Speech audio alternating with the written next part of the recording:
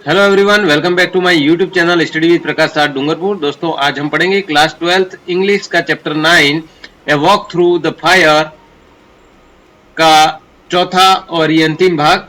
दोस्तों, पिछले वीडियो में हमने जाना कि जो आग पर चलने वाला व्यक्ति है वो एक बार आग पर चल जाता है और अब ये घोषणा करता है कि अब किसी वॉलंटियर का मतलब किसी स्वेच्छापूर्वक चलने वाले व्यक्ति को अब मेरे साथ लेकर के मैं दोबारा से उस आग पर चलूंगा। तो उसके बाद वो किसी और व्यक्ति को लेकर के आग पर चलता है, तो अब उसके साथ क्या होता है, क्या वो चल पाएगा या नहीं चल पाएगा, इन सब बातों को जानने के लिए और इसकी जो अंतिम पूरी कहानी कहां तक जाती है उस सब की पूरी जानकारी के लिए आप मेरे साथ बने रहें और इस पूरे वीडियो को अंतिम तक देखें। तो आइए शुरू करते हैं। I walked over to the fire walker and stood in front of him. मैं अंगारा पर चलने वाले व्यक्ति के निकट पहुंचा। I walked over. अब यहाँ पर walked over का मतलब क्या है? उसके पास पहुंचने से है। Fire walker यानी आग पर चलने वाले व्यक्ति के पास पहुंचा। Stood in front of him और उसके सामने खड़ा हो गया। He placed his hands upon my shoulder and said very quietly so that none but myself could hear. He placed his hands. उसने अपने हाथों को रखा upon my shoulders. मेरे कंधों के ऊपर। उसने अपने हाथों को मेरे कंधों के ऊपर रख दिया। And said और कहा very quietly, बहुत धीरे से शांतिपूर्वक उसने कहा so that none but myself could hear, ताकि और कोई दूसरा नहीं सुन सके। Not but myself यानी मेरे अलावा और कोई भी सुन नहीं सके। Could hear सुन नहीं सके। तो इस तरीके से उसने बिल्कुल धीरे से कहा। When you put aside your boots, जब आप अपने बूट उतारें sahib. When you put aside your boots, जब आप अपने put aside का मतलब उतार देना, तो आपके बूट है वो उतारें साहेब। Put aside your fear, the fire will not harm you. तो उसके साथ आप put aside your fear, अपने डर को भी उतार देना। The fire will not harm you. आग है वो आपको कुछ भी नुकसान है वो नहीं पहुंचाएगी। I sat down on the ground. मैं जमीन पर बैठ गया। Sat down का मतलब बैठ गया, जमीन पर बैठ गया। And took off my gaiters, boots and socks. और मैंने मेरे जो पैरों को ढकने की पट्टियां हैं गेटर्स उनको उतारा, बूटों को उतारा और मोजों को मैंने उतार दिया। Strangely enough, having done this, और काफी विचित्र बात यह है। Strangely enough का मतलब क्या है? काफी विचित्र बात यह थी, काफी विचित्र बात यह थी कि having done this, और यह सब कर चुकने के बाद, having यह सब कर देने के बाद, I no longer felt afraid, और मेरे मन में अब जरा भी डर का अनुभव नहीं किया। No longer felt afraid, अब मैंने जरा भी डर का अनुभव नहीं किया। Only intensely curious, और मात्र तीव्र उत्सुकता थी। Curious का मतलब क्या है? उत्सुकता। तो मुझे केवल तीव्र उत्सुकता थी, मैं उत्सुक था कि अब क्या होगा। I walked across to the beginning of the trench, और मैं खाई के प्रारंभिक सिरे पर पहुंचा। ट्रेंच बिगिनिंग यानी प्रारंभिक, तो प्रारंभिक सिरे पर मैं पहुंचा। And the fire walker splashed water over my feet, और आग पर चलने वाले ने जो है मेरे पैरों पर पानी छिड़का। And also over his own, और उसके स्वयं के पैरों पर भी पानी छिड़का। He then spoke to me very softly and told me to close my eyes, और तत्पश्चात देन का मतलब उसके बाद, स्पोक टू मी वह मुझे बोला, सॉफ्टली यानी सॉफ्टली का मतलब बहुत धीरे से वो मुझे बोला। I told me to close my eyes, मैं अपनी आंखें बंद कर लूं।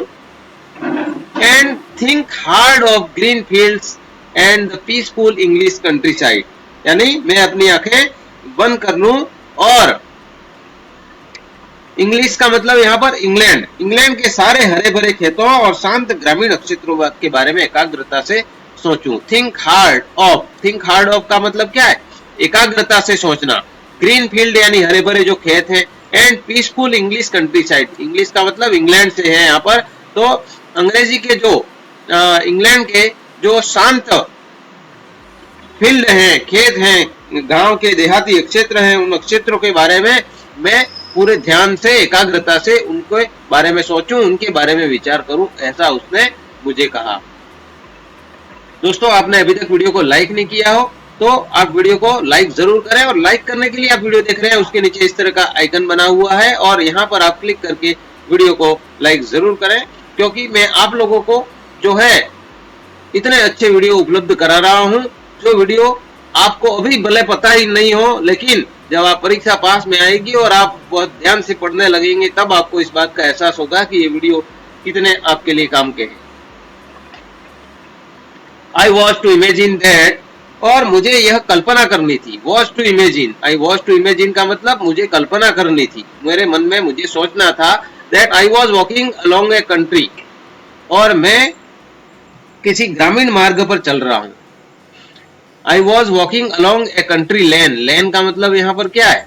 गली, मार्ग, रास्ते से है, तो मैं किसी ऐसे गांवों के मार्ग पर, रास्ते पर चल रहा हूँ, ऐसी मुझे कल्पना करनी थी। ऑल द वाइल का मतलब हर पल मुझे ऐसी कल्पना करनी थी। I was to concentrate on green fields, यानी हर पल मुझे हरे भरे खेतों पर मेरा ध्यान केंद्रित करना था। कंसंट्रेट का मतलब ध्यान केंद्रित करना, एकाग्र करना, और कहां पर एकाग्रित करना है? ग्रीन फील्ड्स, यानी मैं गांव के खेतों पर, गांव के रास्ते पर चल रहा हूं और हर पल मुझे ये एकाग्रता से उन हरे भरे खेतों के बारे में सोचना था, उस पर ध्यान केंद्रित करना था। He then stood in front of me, और फिर तब वह मेरे सामने खड़ा हो गया। stood in front of with his back towards me, उसकी पीठ है वो करके मेरे सामने है वो खड़ा हो गया। and told me, और मुझे कहा to place my hands on his shoulder, मेरे हाथ हैं वो उसके कंधे पर रखने को उसने कहा। He repeated his instruction to me once more and then, और उसने अपने जो निर्देश थे वो एक बार फिर दोहराए। इंस्ट्रक्शन यानी उसने जो मुझे निर्देश दिए थे उन निर्देशों को उसने एक बार फिर से कहा, एक बार फिर दोहराया कि तब with eyes closed, और आंखें बंद किए, and concentrating hard on green fields, और उन हरे भरे खेतों को, पूरी तरह से हरे भरे खेतों की कल्पना लिए। I felt him begin to move slowly forwards, और मैंने उसे धीरे धीरे आगे की ओर चलना शुरू करते हुए महसूस किया। felt यानी महसूस किया, begin to move यानी आगे चलते हुए, slowly forwards यानी धीरे धीरे आगे चलते हुए मैंने महसूस किया।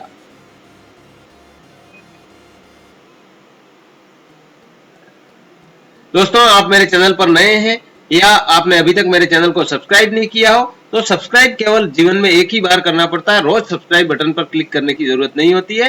तो आप जो मेरा ये जो वीडियो देख रहे हैं उसके नीचे आपको लाल अक्षर में सब्सक्राइब लिखा हुआ दिख रहा होगा, वहां पर क्लिक करें और फिर बेल आइकन के साथ ऑल नोटिफिकेशन को ऑन कर लें, ताकि मेरे इस तरह के हर एक वीडियो की जानकारी आप लोगों को समय समय पर मिलती रहे और आप उससे पढ़ते रहें।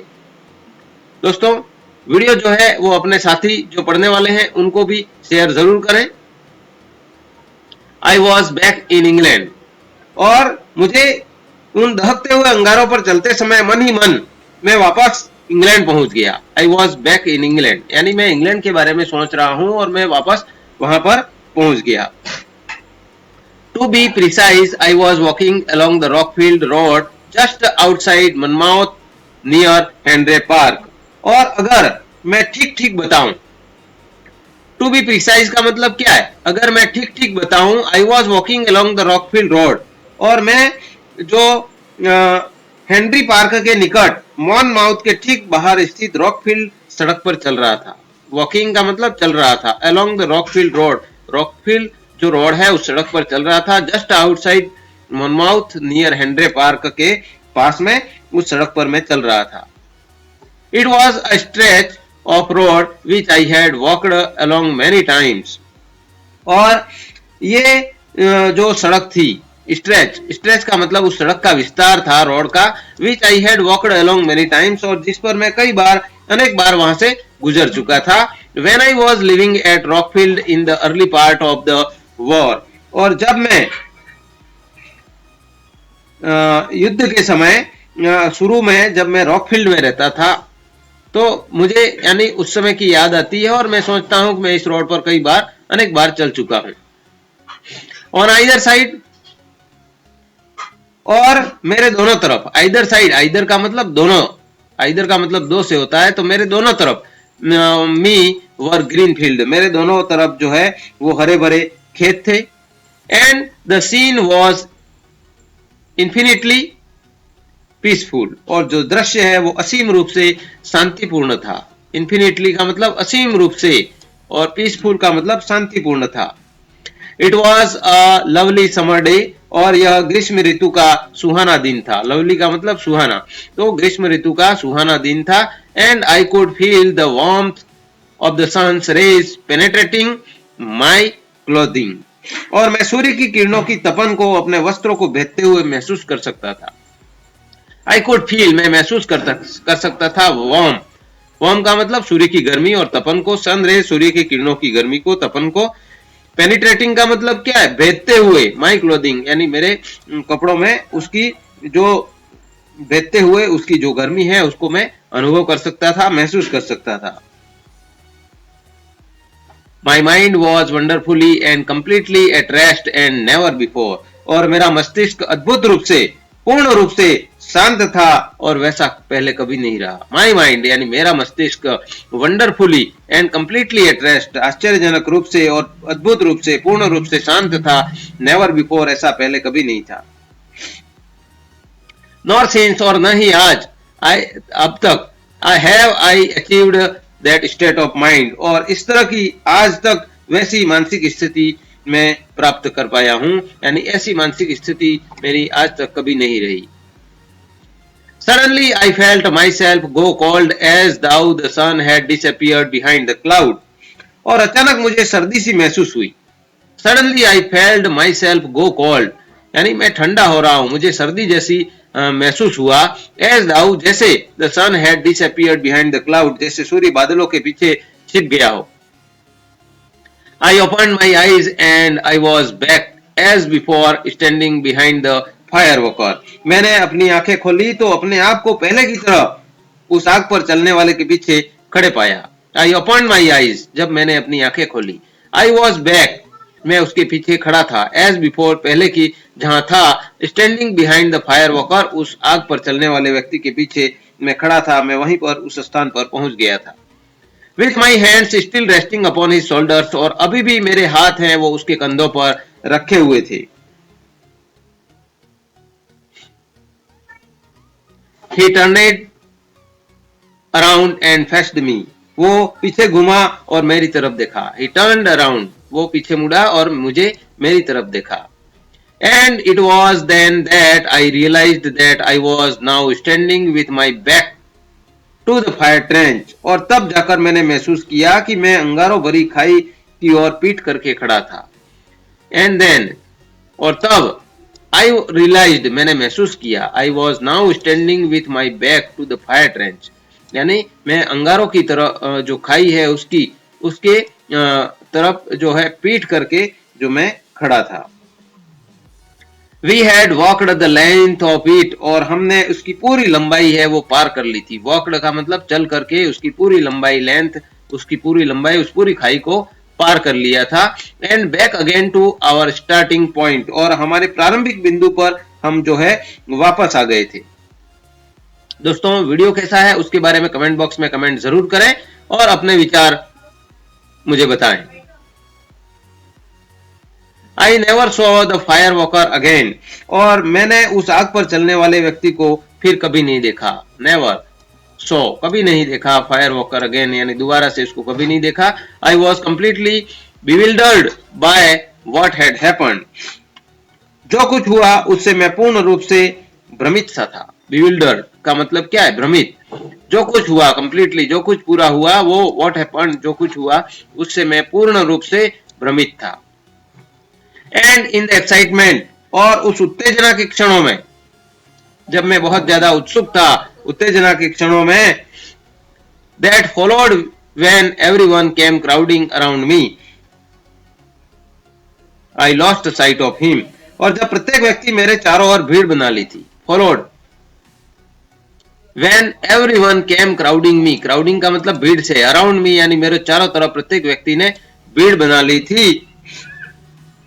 I lost sight of him, और वह मेरी दृष्टि से ओझल हो गया। lost sight of him की मैं उसे नहीं देख पाया, यानी वो मेरी दृष्टि से ओझल हो गया। Later, और बाद में, उसके पश्चात, when just about everyone on the camp had inspected my feet, तो और शिविर में हर कोई ने मेरे पांवों का निरीक्षण जो है किया, हर कोई मेरे पांवों का निरीक्षण कर चुका था। जस्ट अबाउट एवरीवन, प्रत्येक, ऑन द कैंप, कैंप में जो कोई भी थे, हैड इंस्पेक्टेड माय फीट, वो मेरे निरीक्षण कर चुके थे मेरे पांवों का। विच वर कंप्लीटली अनमार्क्ड, और जो पूरी तरह से साफ सुथरे थे। अनमार्क्ड, उन पर कोई जलने का और ऐसा कोई निशान नहीं था। And I was once again allowed to put my boots on, और मुझे दोबारा से मेरे जो बूट हैं पुनः उनको पहनने की अनुमति दे दी गई। I went looking for him, और मैं उसको ढूंढने भी गया, बट ही हैड डिसअपीयर्ड, लेकिन वह गायब हो चुका था। I tackled the professor about him, मैंने प्रोफेसर से भी उसके बारे में संपर्क किया। टैकल्ड का मतलब क्या है? संपर्क किया। मैंने प्रोफेसर से भी उसके बारे में संपर्क किया, but he could not or would not tell me anything, किंतु वो मुझे कुछ भी बता नहीं पाए या फिर बताना नहीं चाहते थे। ही कुड नॉट, वो कुछ भी बता नहीं पाए, या वुड नॉट टेल मी, या मुझे बताना नहीं चाहते थे। एनीथिंग यानी उसके बारे में कुछ भी वो मुझे बताना नहीं चाहते थे। देन फॉलोइंग डे, और अगले दिन, as soon as it was light, light का मतलब यहाँ पर रोशनी से है, सूर्य के प्रकाश से है। तो जैसे ही अगले दिन सुबह हुई, आई बोरोड अ ट्रक, मैंने एक ट्रक लिया। And went across to Firozguda to see, और फिरोजगुड़ा की ओर यह देखने निकल पड़ा। टू सी यानी देखने के लिए निकल पड़ा। वेंट अक्रॉस यानी देखने के लिए निकल पड़ा। If I could find him, यदि वो बूढ़ा मुझे मिल जाए, वो बूढ़ा व्यक्ति था, वो मुझे मिल जाए। But it was a hopeless task, लेकिन यह एक होपलेस का मतलब निराशाजनक कार्य था। टास्क का मतलब क्या है? कार्य। यह एक निराशाजनक कार्य था। And a few hours later, और उसके कुछ ही घंटों के बाद में पश्चात, I was on my way to New Delhi, मैं नई दिल्ली की ओर चल पड़ा। वे यानी रास्ता, तो मैं मेरे रास्ते नई दिल्ली की ओर मैं निकल पड़ा, उसके लिए मैं रवाना हो गया। Thanks for watching Chapter 9, A Walk Through the Fire. Keep learning, study with प्रकाश साध, डूंगरपुर। तो दोस्तों, ये अपना टॉपिक था, A Walk Through the Fire, आग में होकर के चलना। इस कहानी को मुझे आशा है कि आप लोगों ने पूरे अच्छे से आनंद किया होगा, एंजॉय किया होगा, और इस पूरी कहानी को समझा होगा। और नहीं समझा हो तो उसके जो चारों वीडियो हैं वो आप दोबारा से देख लें और अच्छे से समझ लें, ताकि इसके क्वेश्चन आंसर जब आप याद करेंगे तो आप आसानी से इनके उत्तर हैं वो लिख पाएंगे, दे पाएंगे। मिलते हैं अगले वीडियो में डीप वाटर के साथ में, तब तक के लिए धन्यवाद। जय हिंद, जय भारत।